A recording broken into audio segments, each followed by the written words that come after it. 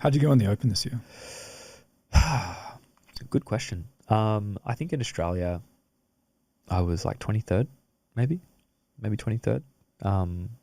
It's like, actually, to be honest, it's actually pretty much on par with all my Opens. Like even when I was training full time, always sit around. Like I think I had one Open where I placed fourth, but I've never been like a high placer in the Open.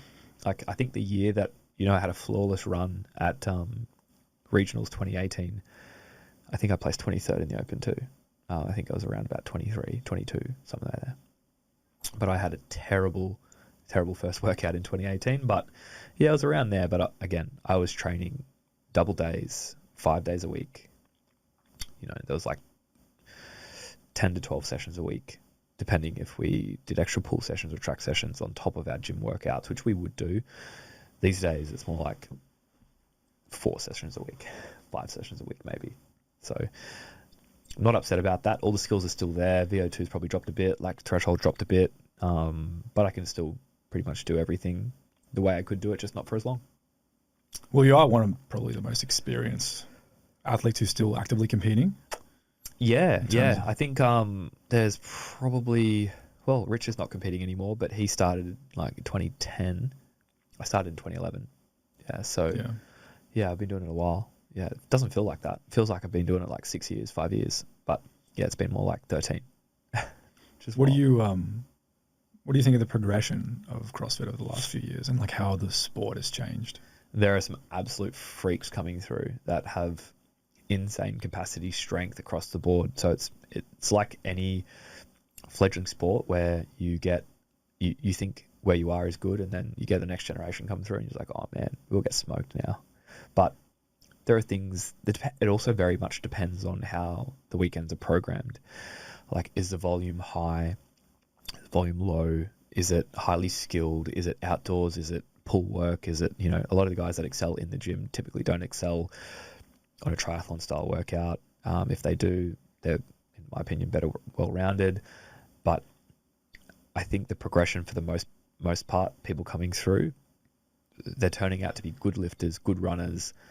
Back in the day, that wasn't the case. It was like, if you're a good lifter, you probably weren't a good runner. If you're a good runner, you weren't a good lifter. These days, you've got guys that are running, 18-minute 5Ks, like 18 flat or just over 18 minutes, and still back squatting 235 to 240 kilos. It's just like, whoa. It's wild. Yeah, it's crazy. So I think that you're getting a group of people that have either, Bailey Martin. You look at him, he's been doing it since he was like 13 years old or something like that, same as Jay. 13 years old, he's junior, and now he's come through the ranks and he's excelling in pretty much everything. Like, they're both great runners, both proved it at the CrossFit Games. They're both great lifters, proved it at CrossFit Games. You're just getting better, well-rounded athletes and increasing numbers, year on year. So you can only imagine what it looked like in 10 years' time. We said this 10 years ago. Imagine what it looked like in 2020. And it's kind of sticking to that trajectory. People are getting so much better. And you know what? Like, I'm not young, but I'm not like super old. Like, I'm 33 now. Part of me, I think it's just probably the competitor. Sometimes just wants to like put everything back on hold and just be like, you know what? I'm just going to train for 12 months and see how good I could get again. But priorities, right? Priorities. At some point, you have to like put priorities in alignment and see what else fills your bucket. And so many years, I was just like, it filled my bucket for a lot of years, and then it just got to the point where it wasn't filling the bucket as much. So I was like, other things are filling my bucket. Now I'm going to focus on them and dabble in competing and get my fix from time to time, which is where team kind of steps into the mix. Putting together a team with my buddies that I've known for been competing with Khan for 11 years, been competing with Kara since 2012. Now we're in a team, 2024. And, I first stepped on the floor with Kara in 2012. That was 12 years ago. It's crazy. So to be now doing the team together as the old dogs is like kind of fun, and it's exciting, and it's no pressure. It's just getting out, putting fitness on display, using the fitness for a team effort and creating some sick memories. That's kind of like where I'm sitting at the minute, which I'm really enjoying.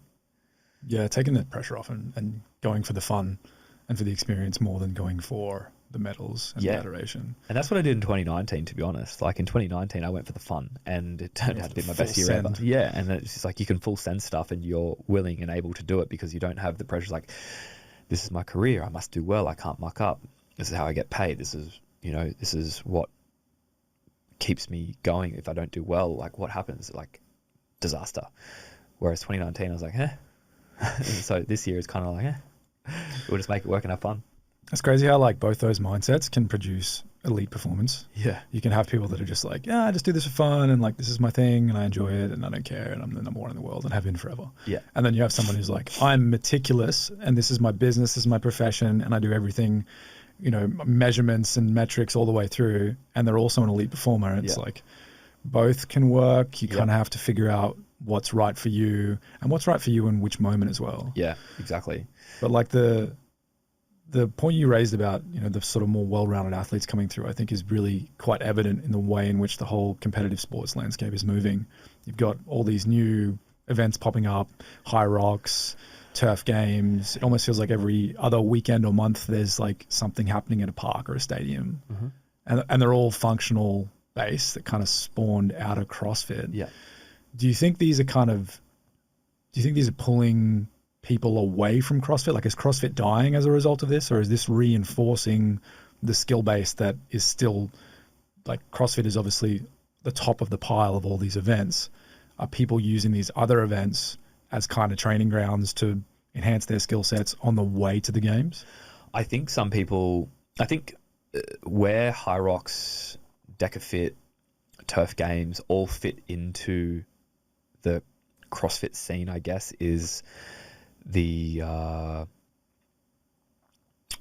entry level. The entry level CrossFitters now have a platform where they can put their previous expertise, which is typically a running aspect, into play and not have to deal with handstand and walking, ring muscle ups. It's a really good entry point to compete in something that is broad and general, whereas the CrossFit comps these days are very much over-programmed. They're too intense. They're too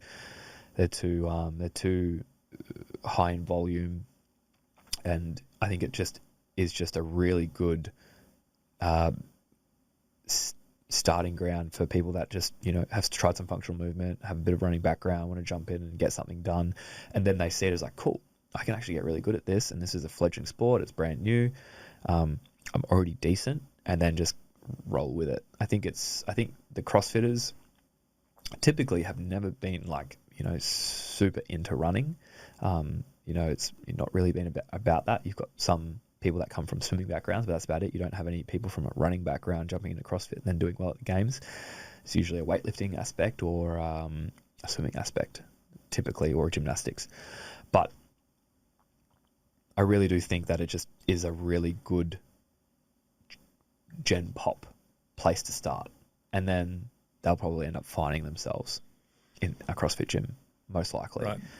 Or if they can get it off the ground to that extent, maybe a Hyrox gym where they start actually doing Hyrox specific training for Hyrox people that want to train Hyrox, but kind of like CrossFit. Go to a CrossFit gym because you might want to do a local comp or you might want to train for regionals, but you're also, along the process of doing that, you're getting the physique and the body that you want and getting healthier at the same time, whilst delving into a community that is like-minded. Same thing with Hyrox. You might get gyms that are popping up that are Hyrox specific. Come to Hyrox, come to a couple of competitions, like get your competition fix. It's, you've left school, you don't do any like high school sport anymore, but you can still be competitive doing Hyrox, and along the way you're going to get fit, healthy, get the body that you want to get, and you can also throw down a bit and do the things that you enjoy doing, which is, simple stationary rowing, running, ski erg, sled pushes, walking lunges. Those foundation movements. You can do all these things and compete and have a good time and get the physique you want.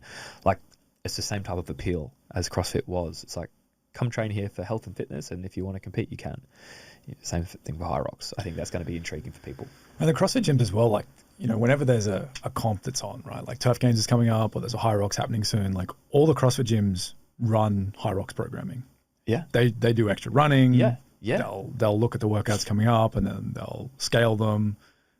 So it's interesting. CrossFit's kind of got that functional workout venue locked down. Yeah.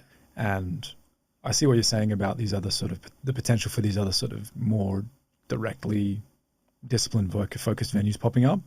But when you've got all the equipment, you've got all the coaches, you've got, probably a handful of people at your CrossFit gym, local or not, that are competing in this event coming up. Yeah. Yeah, well, that's it. I think it's just appealing for people to have a crack at something that is, more towards their bias. Some people love long workouts, and in a long workout for CrossFit, it's anything 25 minutes plus. Mm-hmm. And if some people are more biased towards those endurance style things, but they love CrossFit, Hyrox is a great little platform for you to go and get your fix and, potentially do well in something. That's kind of where I see it. It's like a good entry to CrossFit, but its own sport in of itself. It's like I've done 2 races, loved them, absolutely loved them. Had a blast, like running, simple movements, super fun.